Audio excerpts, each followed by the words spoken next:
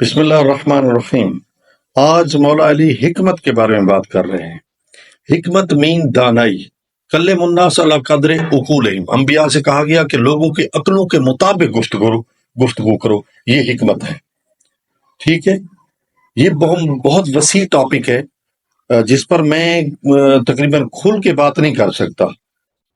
اگر آپ میرا ساتھ دیں اور اس کو سنیں تو یقین جانیے بہت خوبصورت باتیں ہیں جو حکمت کے متعلق۔ تعلیم اور چیز ہے، حکمت اور چیز ہے۔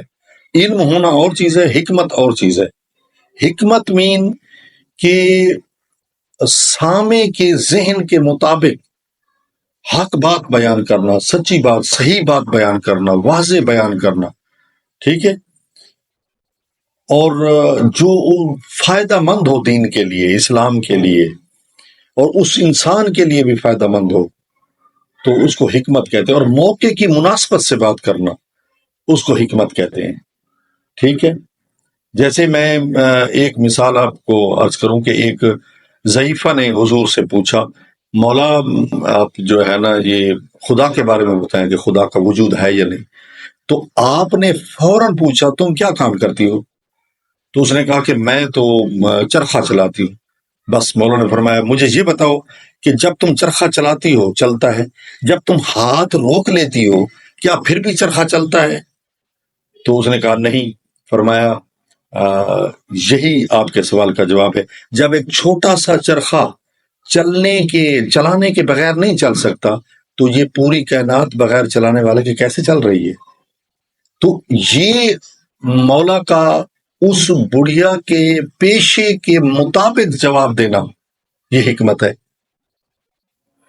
تو فرمایا حکمت کی بات جہاں کہیں ہو اسے حاصل کرو، کیونکہ حکمت منافق کے سینے میں بھی ہوتی ہے، لیکن جب تک اس کی زبان سے نکل کر مومن کے سینے میں نہیں پہنچ جاتی، حکمت خود تڑپتی رہتی ہے کہ میرا اصل وارث تو مومن ہے، میں کہاں ہوں؟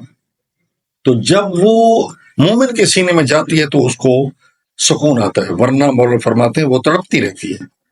تو اب اس کو آپ 79 خطبہ ہے، عربی متن بھی سن لیں۔ خذ الحکمت ان کانت، فرمایا جہاں سے بھی حکمت ملے، دانائی کی بات ملے، وہ لے لو۔ فإن الحکمت، بے شک جو دانائی ہے، تکون فی صدر منافق کے سینے میں بھی ہوتی ہے، صدر مین سینہ، فتلجلج جو فی صدر ہی، اور اس کے سینے میں تڑپتی رہتی ہے، حتی تخرج، یہاں تک کہ وہاں سے نکل جاتی ہے، فتسکن الی صواحبہا فی صدر المومن، اور اپنی دوسری حکمتوں کے ساتھ جب مومن کے سینے میں آ جاتی ہے تو سکون محسوس کرتی ہے۔ سبحان اللہ، کیا خوبصورت ہے، اس سے مومن کی بھی شان عیاں ہو رہی ہے۔ تو دعا ہے کہ اللہ تعالیٰ ہمیں مولا کے فرامین کو سمجھنے اور اس پر عمل کی توفیق نصیب فرمائے۔ اپنی دعاؤں میں یاد رکھیے گا۔ اللہ حافظ۔